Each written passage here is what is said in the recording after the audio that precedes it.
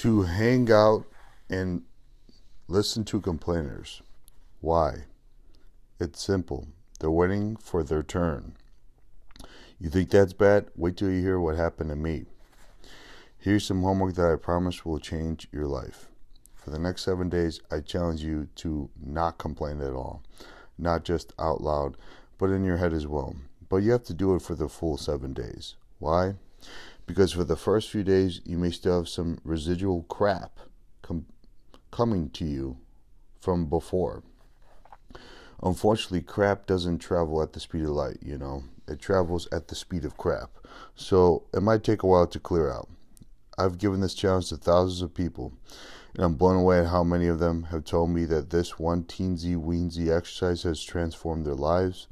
I guarantee you'll be astonished at how amazing your life will be when you stop focusing on and thereby stop attracting crap into your life. If you've been a complainer, forget about attracting success for now. For most people, just getting to neutral would be a great start. Blame, justification, and complaining are like pills. They are nothing more than stress reducers. They alleviate the stress of failure. Think about it. If a person weren't failing in some way, shape, or form, would he or she need to blame, justify, or complain? The obvious answer is no. From now on, as you hear yourself disastrously blaming, justifying, or complaining, cease and desist immediately. Remind yourself that you are creating your life and that every moment you will be attracting either success or crap into your life. It is imperative you choose your thoughts and words wisely. Now you're ready to hear one of the greatest secrets in the world. Are you ready? Read this carefully. There is no such thing as a really rich victim. Did you get that? I'll say it again. There is no such thing as a really rich victim. Besides, who would listen? Tisk tisk. I got a scratch in my yacht. To which almost anyone would respond, who gives a hoot? Meanwhile, being a victim definitely has its rewards. What do people get out of being a victim? The answer is attention. Is attention important? You bet it is. In some form or another, it's what almost everyone lives for. And the reason people live for attention is that they've made a critical mistake. It is the same error that virtually all of us have made. We've confused attention with love. Believe me, it is virtually impossible to be truly happy and successful when you're constantly yearning for attention. Because if it's attention you want, you're at the mercy of others. You usually end up as a people pleaser, begging for approval. Attention seeking is also a problem because people tend to do stupid things to get it. It is imperative to unhook attention and love for a number of reasons. First, you will be more successful. Second, you will be happier. And third, you can find true love in your life. For the most part, when people confuse love and attention, they don't love each other in the true spiritual sense of the word. They love each other largely from the place of their own ego. As in, I love what you do for me. Therefore, the relationship is really about the individual and not about the other person, or at least the both of you. By disconnecting attention from love, you will be freed up to love another for who they are, rather than what they do for you. Now, as I said, there's no such thing as a rich victim. So to stay a victim, attention seekers make darn sure they never get rich. It's time to decide. You can be a victim or you can be rich, but you can't be both. Listen up. Every time, and I mean every time, you blame, justify, or complain, you are slitting your financial throat. Sure, it would be nice to use a kinder and gentler metaphor, but forget it. I'm not interested in kind or gentle right now. I'm interested in helping you see exactly what the heck you're doing to yourself. Later, once you get rich, we can be kinder and gentler. How's that? It's time to take back your power and acknowledge that you create everything that is in your life and everything that is not in it. Realize that you create your wealth, your non-wealth, and every level in between. Declaration. Place your hand on your heart and say, I create the exact level of my new financial success. Touch your head and say, I have a millionaire mind. Millionaire mind actions. Every time you catch yourself blaming, justifying, or complaining, slide your index finger across your neck and as a trigger to remind yourself that you are slitting your financial throat. Once again, even though this gesture may seem a little crude to do to yourself, it's no more crude than what you're doing to yourself by blaming, justifying, or complaining. It will eventually work to alleviate these destructive habits. Do a debrief. At the end of each day, write down one thing that went well and one thing that didn't.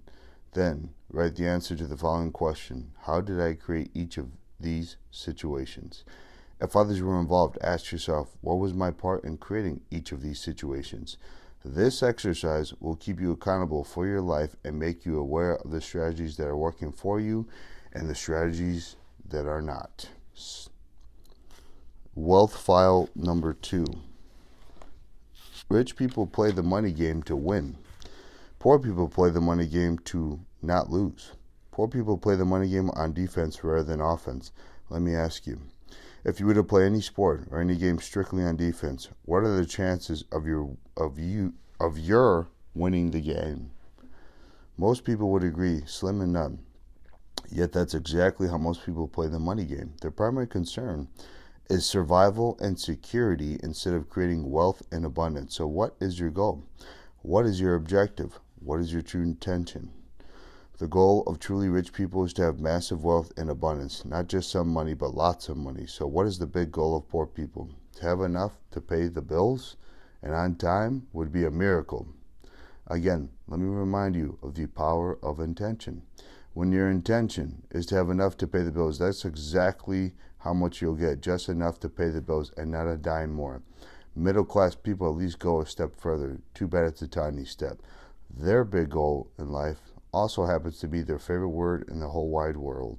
They just want to be comfortable. I hate to break the news to you, but there's a huge difference between being comfortable and being rich. I have to admit, I didn't always know that. But one of the reasons I believe I have the right to even write this book is that I've had the experience of being on all three sides of the proverbial fence. I've been extremely broke, as in having to borrow $1 for gas for my car, but let me qualify that. First, it wasn't my car. Second, that dollar came in the form of 4 quarters. Do you know how embarrassing it is for an adult to pay for gas with 4 quarters? The kid at the pump looked at me as if I were some kind of vending machine robber and then just shook his head and laughed. I don't know if you can relate, but it was definitely one of my financial low points, and unfortunately, just one of them. Once I got my act together, I graduated to the level of being comfortable. Comfortable is nice. At least you go out to decent restaurants for a change, but pretty much all I could order was chicken. Now, there's nothing wrong with chicken if that's what you really want, but often it's not. In fact, people who are only financially comfortable usually decide on what to eat by looking at the right-hand side of the menu, the price side. What would you like for dinner tonight, dear? I'll have this $7.95 dish. Let's see what it is. Surprise, surprise, it's the chicken for the 19th time this week. When you're comfortable, you don't dare allow your eyes to look at the bottom of the menu, for if you did, you might come across the most forbidden words in the middle-class dictionary: market price. And even if you were curious, you'd never ask what the price actually is. First, because you know you can't afford it. Second, it's downright embarrassing when you know the waiter doesn't believe you when he tells you the dish is $49 with side dishes extra, and you say, you know what, for some reason, I have a real craving for chicken tonight. I have to say that for me personally, one of the best things about being rich is not having to look at the prices on the menu anymore. I eat exactly what I want to eat regardless of the price. I can assure you, I didn't do that when I was broke or comfortable. It boils down to this: if your goal is to be comfortable, chances are you'll never get rich. But if your goal is to be rich, chances are you'll end up mighty comfortable. One of the principles we teach in our programs is if you don't shoot for the stars, you'll at least hit the moon. Poor people don't even shoot for the ceiling in their house. And then they wonder why they're not successful.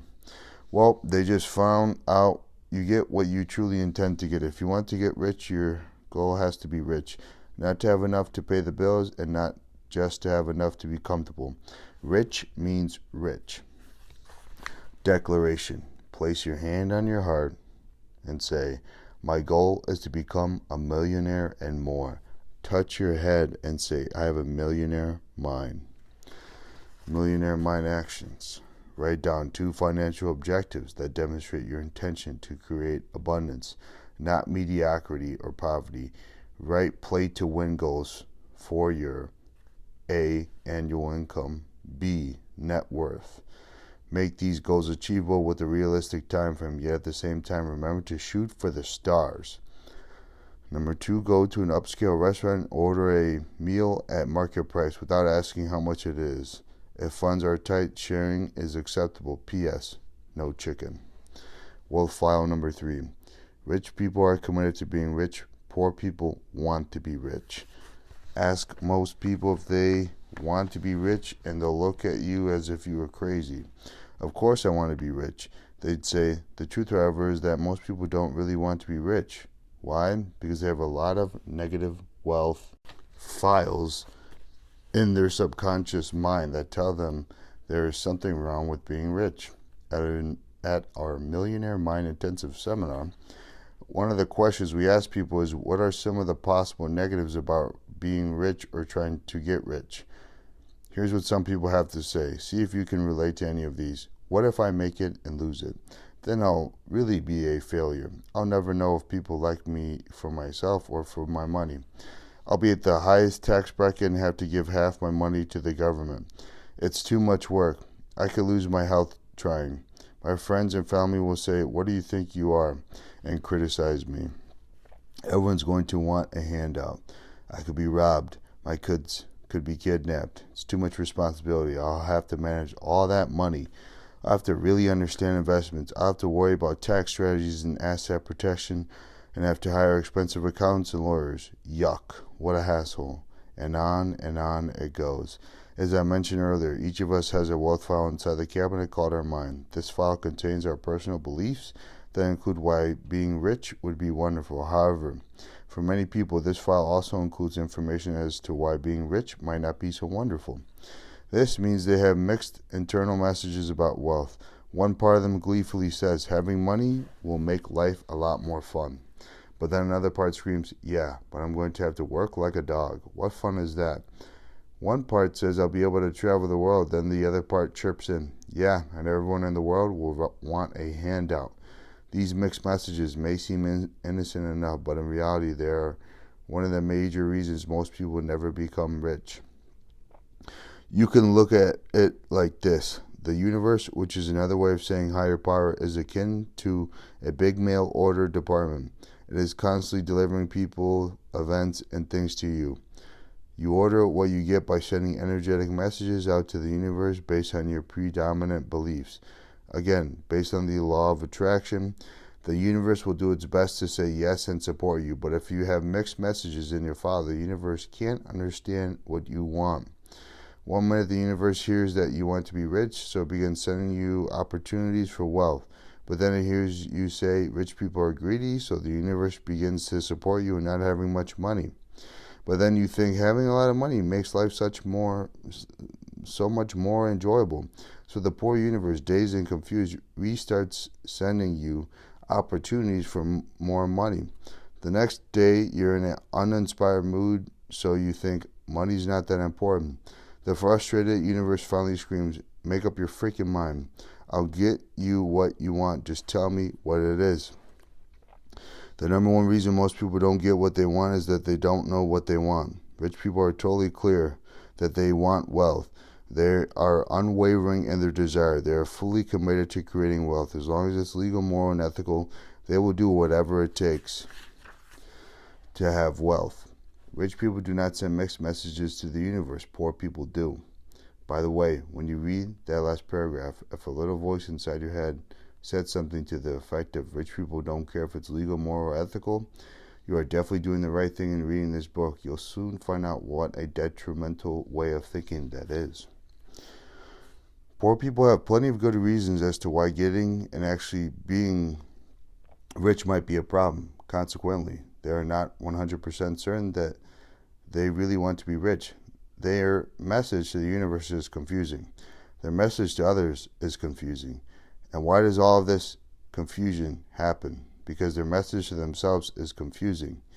Earlier, we talked about the power of intention. I know it might be hard to believe, but you always get what you want, what you subconsciously want, not what you say you want. You might emphatically deny this and respond, "That's crazy. Why would I want to struggle?" And my question for you is exactly the same. I don't know. Why would you want to struggle? If you want to discover the reason, I invite you to attend the Millionaire Mind Intensive Seminar, where you will identify your money blueprint. The answer will be staring you in the face.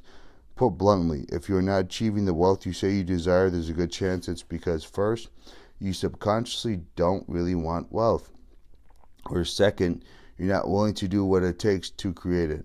Let's explore this further. There are actually 3 levels of so-called wanting. The first level is I want to be rich. That's another way of saying I'll take it if it falls in my lap. Wanting alone is useless. Have you noticed that wanting doesn't necessarily lead to having? Notice also that wanting without having leads to more wanting. Wanting becomes habitual and leads only to itself, creating a perfect circle that goes exactly nowhere. Wealth does not come from merely wanting it. How do you know this is true? With a simple reality check, billions of people want to be rich, relatively few are. The second level of wanting is I choose to be rich. This entails deciding to become rich. Choosing is a much stronger energy and goes hand in hand with being responsible for creating your reality. The word decision comes from the Latin word decidere, which means to kill off any other alternatives. Choosing is better, but not best. The third level of wanting is I commit to being rich. The definition of the word commit is to devote oneself unreservedly. This means holding absolutely nothing back, giving 100% of everything you've got to achieving wealth. It means being willing to do whatever it takes for as long as it takes. This is the warrior's way. No excuses, no ifs, no buts, no maybes, and failure is not an option. The warrior's way is simple. I will be rich or I will die trying. I commit to being rich. Try saying that to yourself. What comes up for you? For some, it feels empowering. For others, it feels daunting. Most people would never truly commit to being rich. If you ask them, would you bet your life that in the next 10 years you will be wealthy? Most would say, no way. That's the difference between rich people and poor people. It's precisely because people won't truly commit to being rich that they are not rich and most likely never will be. Some might say, Harv, what are you talking about? I work my butt off. I'm trying real hard. Of course, I'm committed to being rich. And I would reply that your trying means little. The definition of commitment is to devote oneself unreservedly. The key word is unreservedly, which means you're putting everything, and I mean everything you've got into it. Most people I know who are not financially successful have limits on how much they are willing to do, how much they are willing to risk, and how much they are willing to sacrifice. Although they think they're willing to do whatever it takes, upon deeper questioning, I always find that there are plenty of conditions around what they are willing to do and not do to succeed. I hate to be the one to tell you this, but getting rich is not a stroll in the park. And anyone who tells you it is either knows a heck of a lot more than me or is a little out of integrity. In my experience, getting rich takes focus, courage, knowledge, expertise, 100% of your effort, a never give up attitude, and of course a rich mindset. You also have to believe in your heart of hearts that you can create wealth and that you absolutely deserve it. Again, what this means is that if you are not fully, totally, and truly committed to creating wealth, chances are you won't.